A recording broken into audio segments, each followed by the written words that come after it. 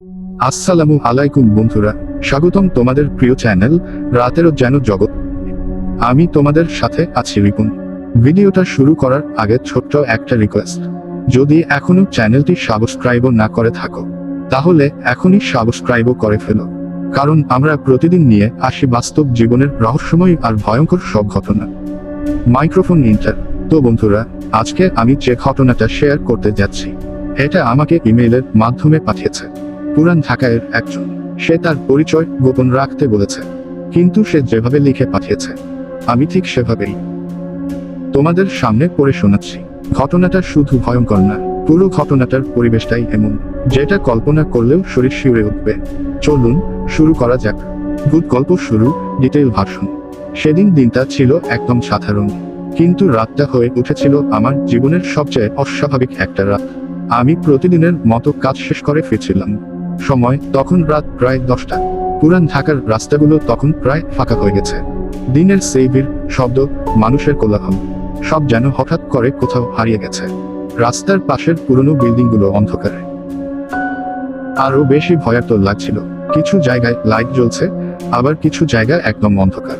হালকা বাতাস বইছিল, আর সেই বাতাসে পুরনো দেয়ালের গন্ধ, ধুলো আর এক ধরনের অজানা গন্ধ ভেসে আসছিল।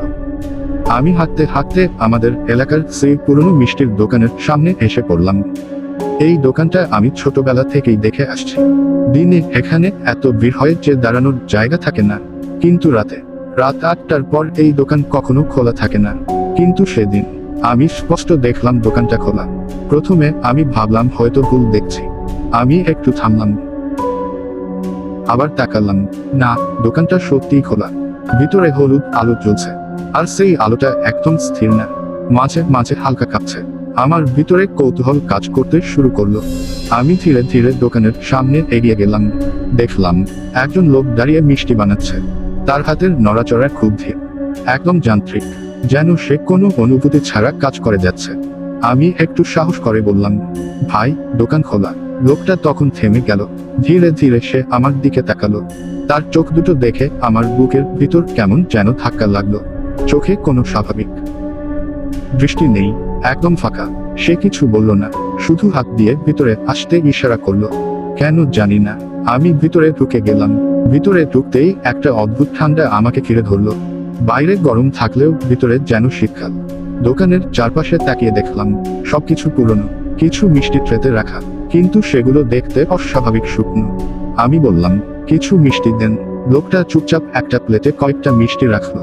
আমি একটা মিষ্টি মুখে দিলাম, কিন্তু কোনো স্বাদ নেই, না মিষ্টি, না কোনো গন্ধ। ঠিক তখনই আমার পিছন থেকে একটা কণ্ঠ ভেসে এলো, একদম নিচু, কর্কশ গলা। এই দোকান তো অনেক বছর আগেই বন্ধ হয়ে গেছে। আমার পুরো শরীর কেঁপে উঠল। আমি ধীরে ধীরে পিছনে তাকালাম। একজন বয়স্ক লোক দাঁড়িয়ে, তার মুখে অদ্ভুত এক গম্ভীর ভাব।